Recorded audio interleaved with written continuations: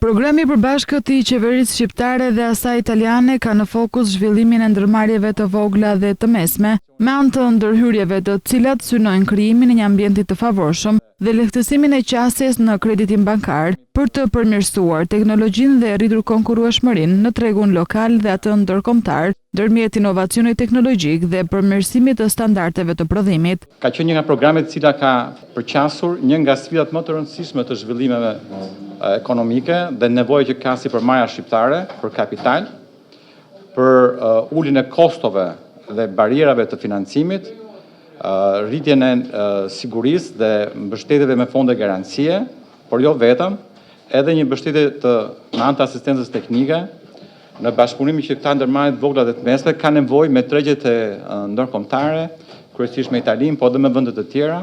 Sipas drejtoreshës së Agjencisë Italiane për Zhvillim dhe Bashkëpunim, ky program do të fuqizojë ndërmarrjet e vogla dhe të mesme drejt tregjeve ndërkombëtare.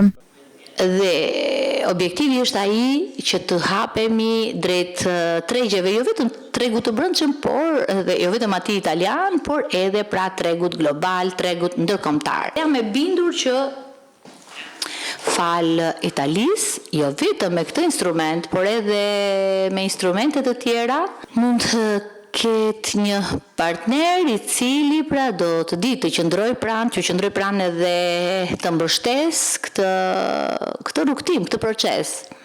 Por cili është fokusi i Ministrisë së Ekonomisë, Kulturës dhe Inovacionit për mbështetjen e këtyre ndërmarrjeve?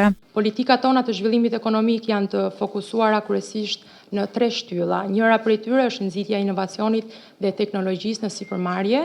Përmirësimi i qasjes në financë është gjithashtu një nga shtyllat kryesore, e cila mbetet një sfidë shumë e madhe në fakt për gjitha bizneset e vogla. Gjithashtu një shtyllë tjetër kryesore për ne është rritja e konkurrueshmërisë të sipërmarrjeve. Por a janë ndërmarrjet shqiptare të gatshme për përfshirje në tregje ndërkombëtare? I kemi, por na duhen shumë e para mbështetje me pjesën e logjistikës dhe të know-how-t, dhe e dyta duhet se s'bën pjesë financimi për të suportuar sipërmarrjen private, qoftë në agregat, qoftë në teknologji, qoftë në know-how, qoftë edhe në ndërgjegjësimin dhe përgatitjen e kapitalit human, që për mua është edhe arma më rëndësishme për çdo sipërmarrje private. Në këtë program mund të aplikojnë personat fizik ose juridik, të cilët zotërojnë ose përfaqësojnë ndërmarrje mikro, të vogla dhe të mesme, ose që dëshirojnë të nisë një startup në Shqipëri.